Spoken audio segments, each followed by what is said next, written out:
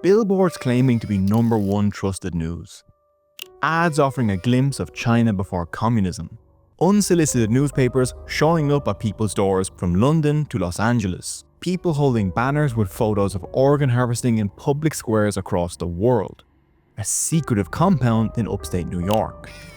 All of these link back to just one man, Hongzhi, the living god of a religion he founded in the 90s, Falun Gong. What began as a simple form of meditation evolved into a sprawling global propaganda network, one that attacks China, LGBTQ people, immigrants, and modern medicine, and believes that Donald Trump is a killer angel sent to vanquish the demonic forces bringing the apocalypse. This is the story of how a man who claimed to be God built a misinformation empire and made millions off of fear and faith.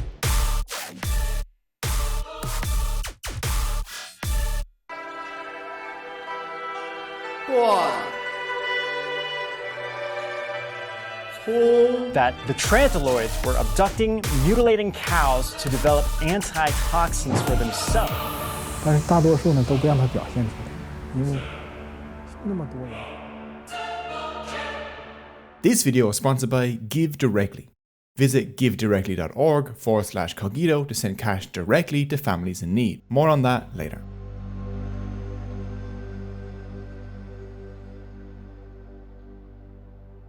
This is qigong. It's a mix of traditional Chinese, slow-moving exercises, breathing, and meditation. People do it for perceived spiritual and health benefits. Tai Chi is a form of qigong that you probably already know. During the 1980s, China experienced a qigong boom. Hundreds of millions of Chinese people started practicing qigong regularly in parks across the country, and qigong masters became celebrities. The Chinese government gave qigong state backing, hoping that it would reduce healthcare costs. In 1992, Hongzhi left his job in a cereal factory and began his own qigong practice called Falun Gong, also known as Falun Dafa. It roughly means law wheel exercise. But Falun Gong arrived late to the boom. If Li wanted to stand out, he needed to offer something special. Qigong masters usually offered healing as a benefit for their techniques. Li didn't just offer a cure from illness though. He offered spiritual salvation. Li said the cause of illness was karma, and that practicing Falun Gong, listening to Li, and following his moral code would burn off karma, which would improve health and help his devoted disciples reach paradise through a process called consummation. Around 1994, Li began to fashion himself not just as a qigong master, but as a religious leader, and then as a god. He said that he was better than Buddha and Jesus, who are actually his disciples. He claimed that he created the earth and established the music of mankind. Li said that he had control over law bodies, which allowed him to control reality and read people's thoughts. His law bodies would protect his disciples from harm, even if a car hit them. But if you tried to test this and stepped in front of a car, he would not protect you because his true followers would just believe him. Li claimed that his advanced disciples would develop supernatural powers, like the ability to levitate and see through walls. 大多数呢都不让它表现出来，因为那么多人都表现出来，它会破坏常人社会状态。 They would live in perfect health. They would be better than other humans, referred to as ordinary people. In Falun Gong, Li must always be called master. No disciple is allowed to explain or interpret Li's teachings, and they must say, as the master says, before quoting. During a 1999 interview with Time magazine, Li revealed many people had learned to levitate just like him. David Copperfield, for example. Just to clarify, no one has ever seen Li levitate, and David Copperfield can't levitate either. In that same interview, Li spoke about how, since the beginning of this century, aliens have begun to invade. The aliens want the human body. The aliens will take the opportunity to replace the human soul, and by doing so, they will enter Earth and become Earthlings. Li also claimed that there was a 2 billion-year-old nuclear reactor hidden in Gabon, which proved the existence of ancient alien cultures. There is no such thing in Gabon. Instead, there's a weird natural phenomenon with uranium and algae going on in Gabon. Google it. It's pretty cool. Li claimed that aliens had introduced aeroplanes, computers, and science. Everyone thinks that scientists invent on their own, when in fact the inspiration is manipulated by the aliens. However, Li's most important claim is that there is a horrific apocalypse rapidly approaching, and that practicing Falun Gong, and only Falun Gong, would save people from destruction. Non-followers were irredeemable and would face destruction in a horrific manner. Li claimed that bad morals would bring the end times. Feminism, rock music, and in his words, repulsive homosexuality were the worst offenders. Li claimed that the gods' first target of annihilation would be homosexuals. It's not me who would destroy them, but gods. Gods can't tolerate their existence. Li claimed that heaven is racially segregated, and so mixed race people have no heaven to go to, and so are abandoned by the gods. To Li, race mixing was another alien plot. Because Li teaches that practicing Falun Gong cures all illnesses, taking medicine in Falun Gong is seen as a lack of faith. One ex-Falun Gong disciple said it's their belief that they don't need medicine because they're superhuman beings. A daughter of one follower said that her mother stopped taking her blood pressure medication after joining Falun Gong. She died shortly after. If it wasn't for Falun Gong, she'd still be with us. It would have taken 2 tablets a day and she would still be with us. This happened so frequently that Li claimed that new followers who joined Falun Gong and then suddenly died were demons sent to damage Falun Dafa. Despite his stranger claims, Li's promises of perfect health and salvation were a huge success. Li began raking in millions of dollars. Li claimed that he had 100 million followers by 1999. In reality, it was probably between 2 and 10 million.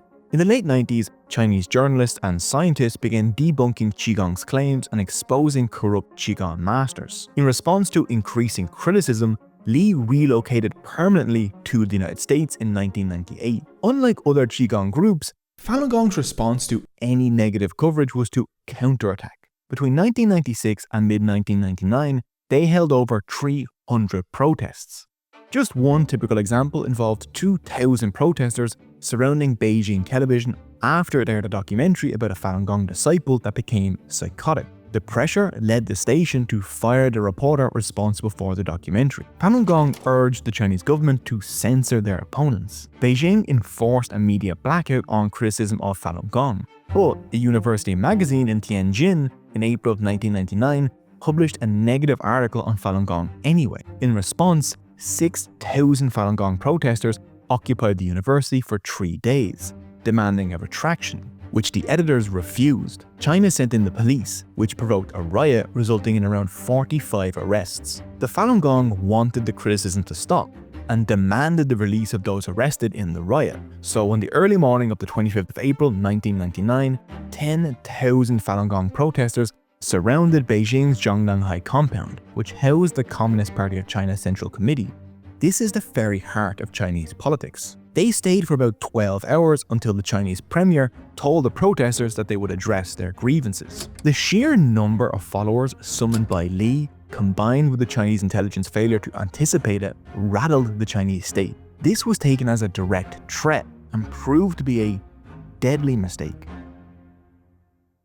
In July of 1999, China banned Falun Gong and declared it an evil cult. They issued an arrest warrant for Li, but he was already in the United States. Thousands of his followers left behind in China were rounded up, detained without trial, and subjected to brutal beatings, torture, and in many cases, death in custody. A practice which continues to today. Until this crackdown, Falun Gong was mostly unknown in Western media. Now with the international spotlight on him, Li mastered the art of manipulating the Western press, who were always eager for more stories of China's oppression. He told his followers to just talk about the persecution we've suffered. Don't talk to ordinary people about our spiritual beliefs. Tell them that we're just doing exercises. They will immediately support you. Western media receive most of their information about Falun Gong from the Rachlan Media Group. The Rachlan Media Group is managed by Gail Rachlan, one of Li's most devoted disciples, which means the Western press was getting their information about Falun Gong from Falun Gong. The Western media embraced Li, calling him a family values nostalgist with round, soft, Buddha-like features and smiling brown eyes. In 1999, 6 countries nominated Li for the Nobel Peace Prize, and the Western press, without any question, quoted Li saying that he had no role in the protest and was unaware that it would even occur. However, the Chinese reported that Li arrived in China on April 22nd and stayed for 2 days. Over a month after denying this, Li admitted that this was correct. He was in China on the eve of the protest, and he most likely directed it before returning to the US to avoid the consequences. The Chinese state, through its brutal crackdown on Falun Gong, gifted Li a necessary piece of his apocalyptic vision. For years, Li claimed that the apocalypse is around the corner, but the cause was always kept vague. Now he claimed that the Communist Party of China were a group of demons sent by the old gods to destroy the world. The Chinese state offered to end their violent detention of Falun Gong disciples if they signed a document recanting their faith and stopped publicly protesting. Li demanded that his followers in China continue to confront the state. He said that by suffering, their bad karma is burnt off, guaranteeing them a place in his paradise. Li called those unwilling to suffer torture malignant tumors, and Li planned this torture as a test to expose them. When this test concludes, all bad people will be destroyed by gods. Those daft disciples who are able to come through the test will leave through consummation. Those people who will be left behind will have to eradicate sins by paying with horrible suffering. From New York, Li praised followers willing to lose their human lives. Li demanded that they make sacrifices that he himself was not willing to make. From 2000 onwards, Li's messages to his followers became increasingly harsh. This created a conflict loop. Li wanted to use his followers to collapse the Chinese state, and China consistently reacted with violence.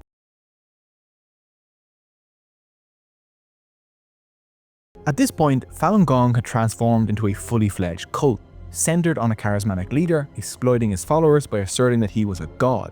He maintained control through instilling fear of an impending apocalypse and his apparent mind-reading powers, insisting that only he and his religion could save humanity. After being banned in China, Falun Gong continued to try and silence its critics.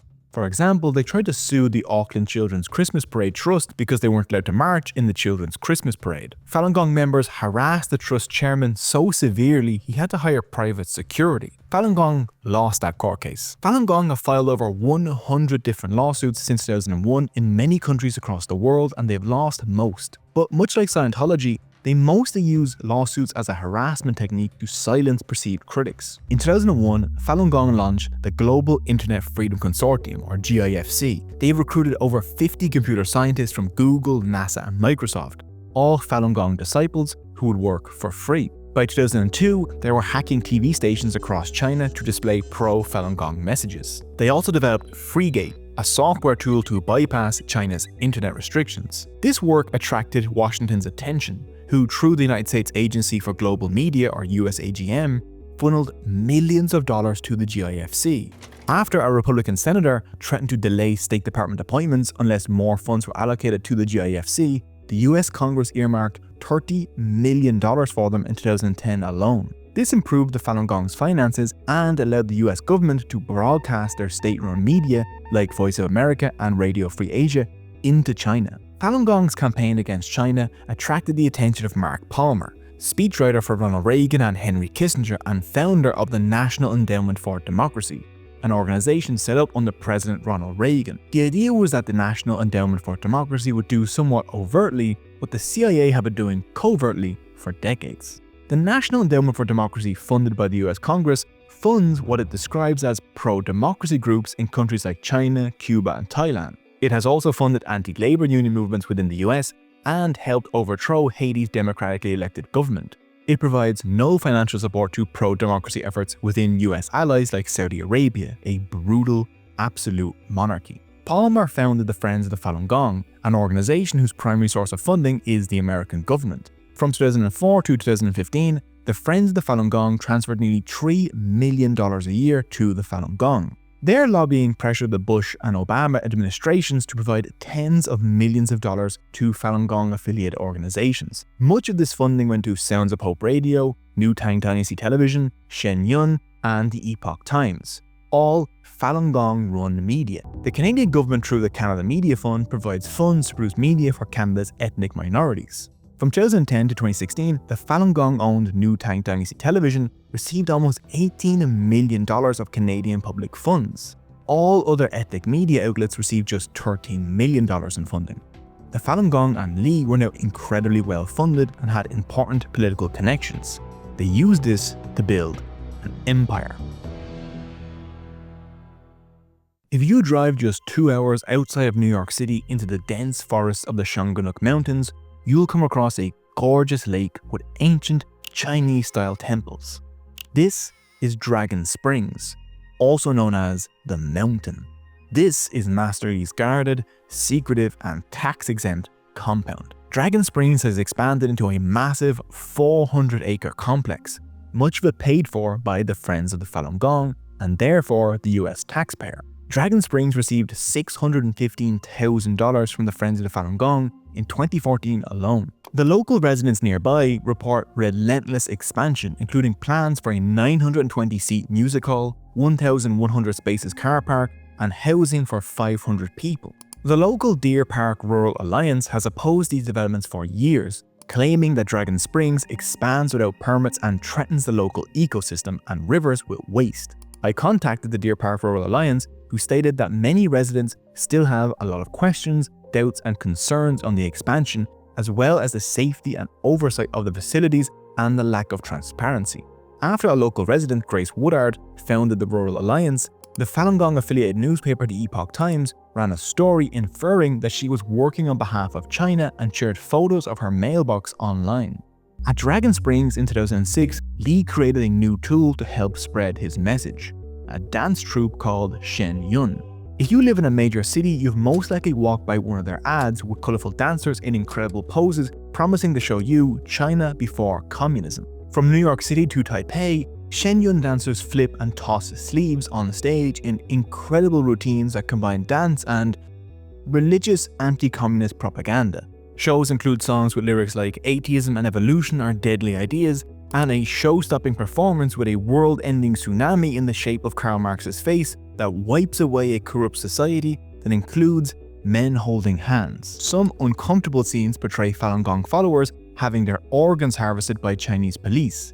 Since 2006, forced organ harvesting has been one of Falun Gong's most prominent claims. You can see them protesting it in public squares around the world. They believe that since their organs are spiritually superior to ordinary organs, the Chinese state wants them. The thing is, the claim has nearly no evidence and has been dismissed by Harry Wu, the Chinese dissident who exposed China's policy of harvesting organs from executed criminals in 1994.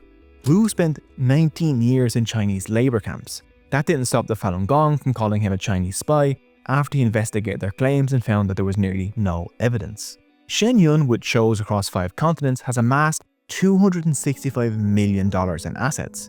Despite this wealth, the Canon Media Fund has contributed over $250,000 in public funds to Shen Yun. The Shen Yun School, located at Dragon Springs, houses the dancers, some as young as 12 in near total isolation, often separated from their parents. Master Li's powers keep them in line. Master Li, first of all, can read everyone's minds. I grew up with this notion that my thoughts were always being monitored. On the mountain, they treated him like a god. Despite grueling routines, Shen Yun performers are offered little medical care. One performer said, "If you take any kind of medication or go to a hospital, that means you're a bad practitioner. It means you do not fully trust Master Li."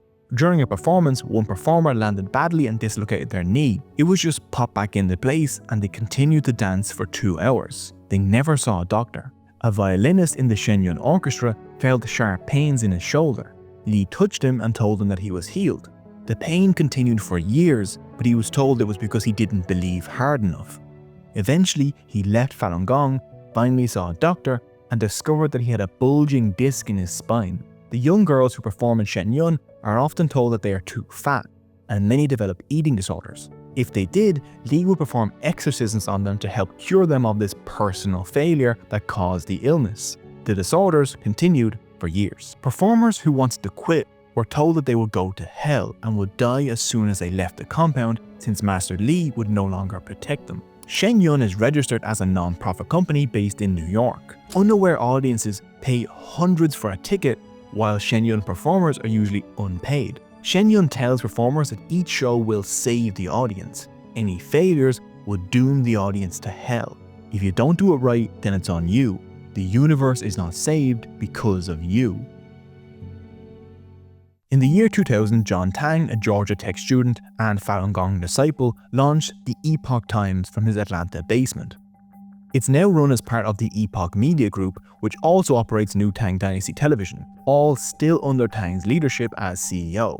Their mission was simple: save the world from the apocalyptic battle against demonic Chinese communism. Staffed mostly by unpaid Falun Gong volunteers, the Epoch Times and New Tang Dynasty were seen by Master Li as our media. For years, the Epoch Times was just a niche anti-China newspaper scattered on New York City street corners and tossed at doorsteps. But in 2009, Li delivered a speech at the Epoch Times offices with a clear order: become regular media. A few years later, Donald Trump announced that he would run for president of the United States on a platform that was explicitly anti-China. Falun Gong came to see Trump as a kind of killer angel summoned from heaven to smite the Chinese government.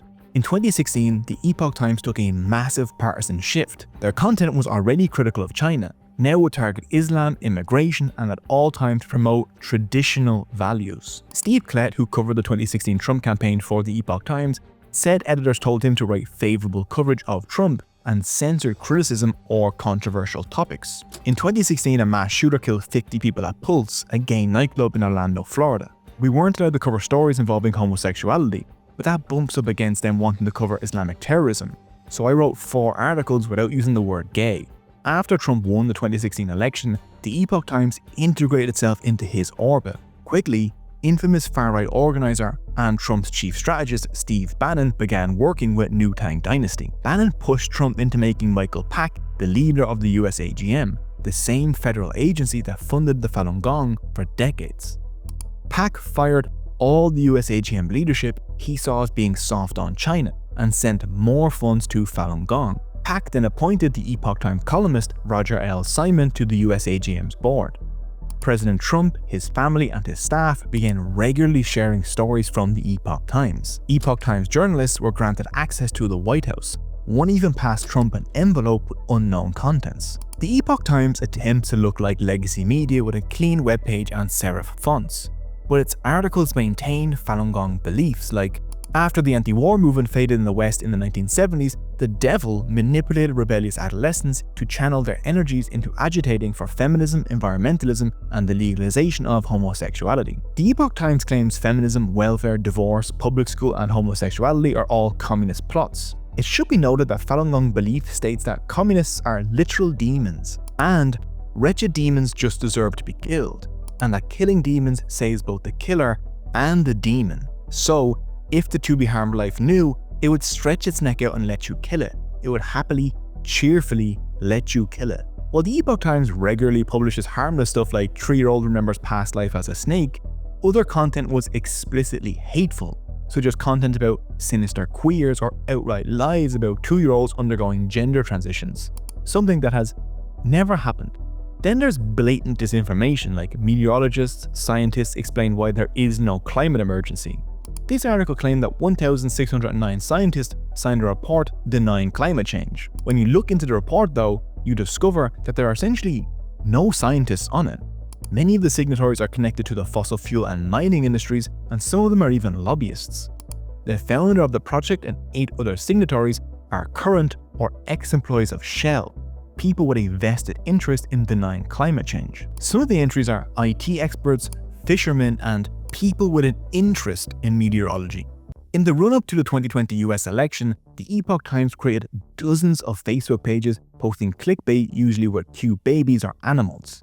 For example, this one here of a cute dog with over 8 million views and a link to subscribe to the Epoch Times. Epoch Media published videos of cute animals tens of thousands of times on over 100 Facebook pages, racking up billions of views. The Epoch Times created an entire network of dozens of pages supported by bots and fake users. Many accounts were just Vietnamese users posing as Trump supporters in groups like Hispanos por Trump. The Epoch Times spent $2 million on pro-Trump ads in 2019, second only to the Trump campaign itself.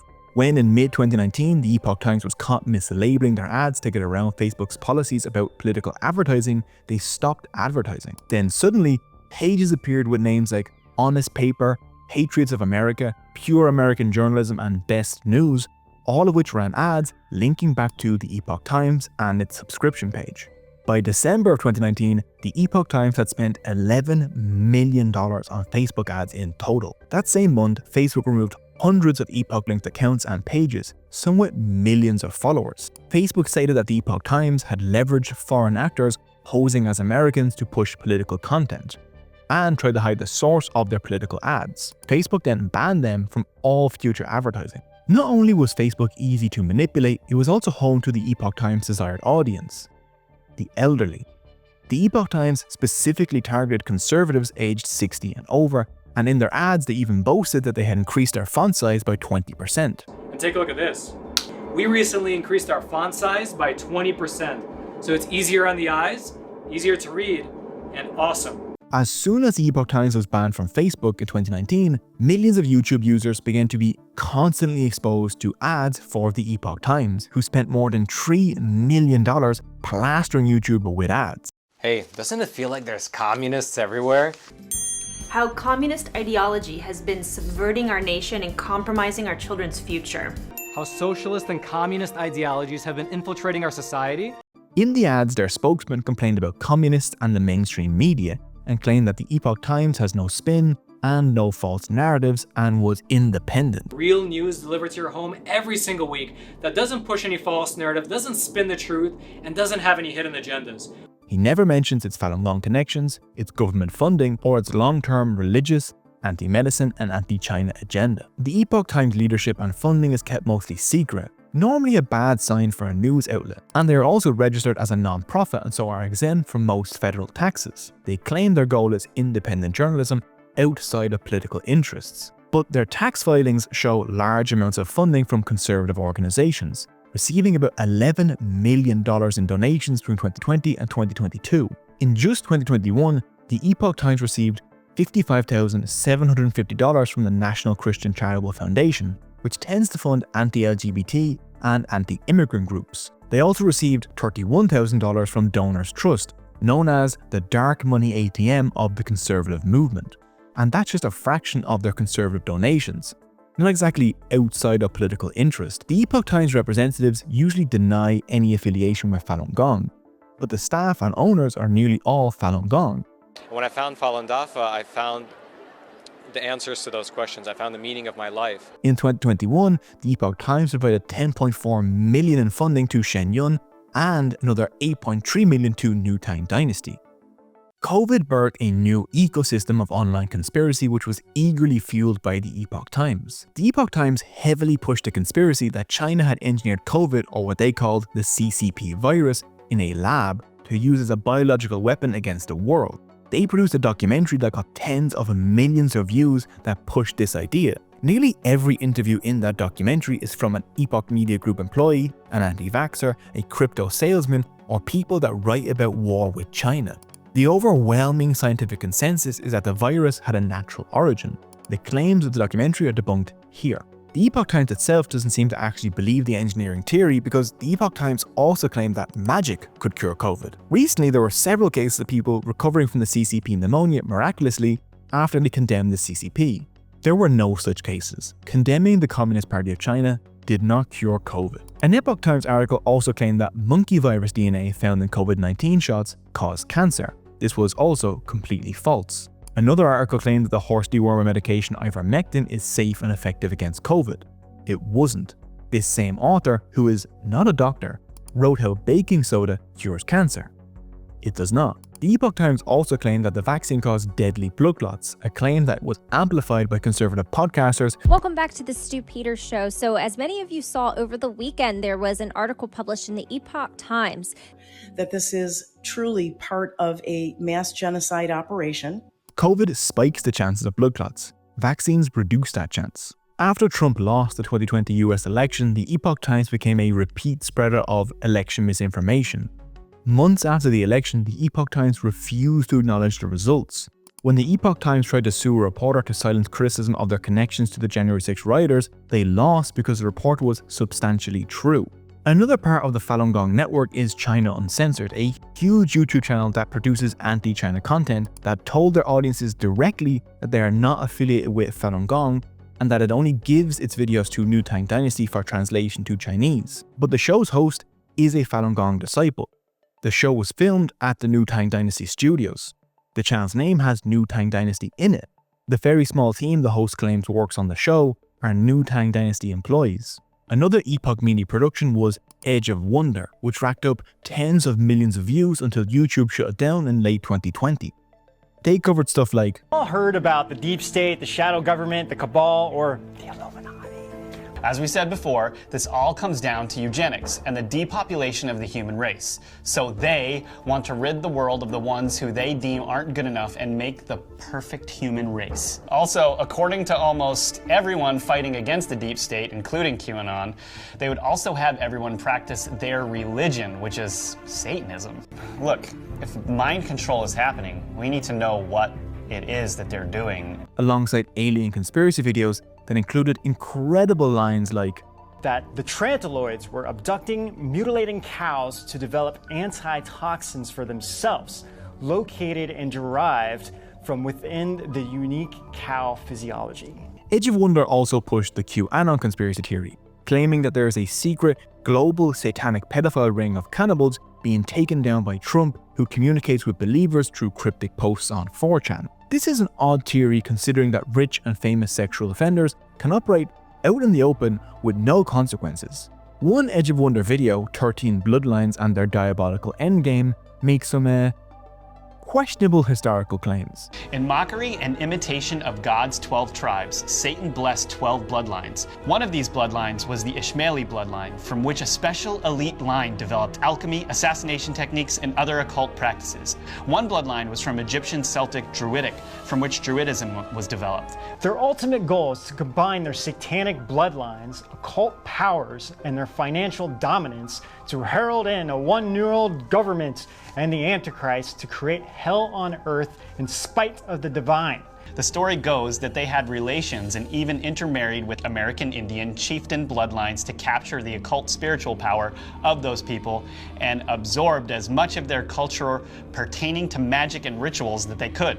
Their source for the video is this book, which just claims with no evidence whatsoever to know how Satan created 13 evil bloodlines that have somehow run the world for thousands of years. The book is, of course, obsessed with the Jews. The Epoch Times denied any connection to Edge of Wonder, but the hosts were Epoch Times employees and it was produced by New Tang Dynasty. Ben Hurley, who ran Australia's Epoch Times, said, Falun Gong people believe that they are higher spiritual beings, that ordinary people are ignorant and literally sort of dirty, deluded. They don't know what they want. And so for them, their job is to save ordinary people, even if that requires lying. And lying made Lee and the Epoch Times a lot of money. In 2017, they had a revenue of just $7 million. In 2022, they saw a revenue of $128 million. New Tang Dynasty skyrocketed to 30 million Facebook followers.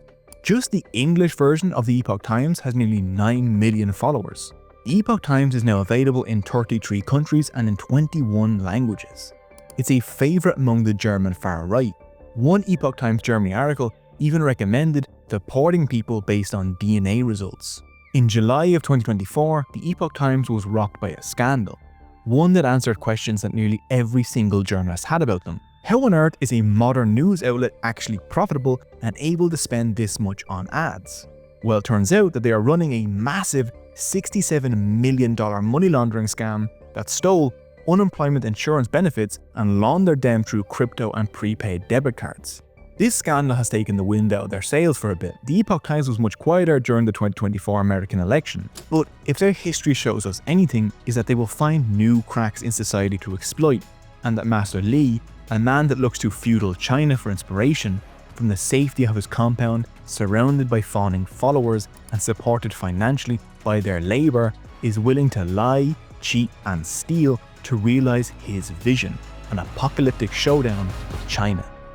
It's easy to feel disheartened by stories like these of manipulation, exploitation and the harm they cause to society.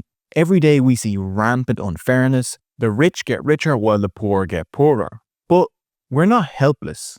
There's a way to fight back against cynicism and frustration and make a direct, positive impact in the world. And it's not through a corporation or through middlemen, but through you. Meet Give Directly, the sponsor of this video and a revolutionary approach to global aid. Unlike traditional aid that can be slow and wasteful, Give Directly trusts the people they're helping. Give Directly uses mobile banking, now widespread in Africa and Asia, to send cash directly, no strings attached, to the world's poorest families. There's no middlemen and no waste. It's simple, effective, and common sense.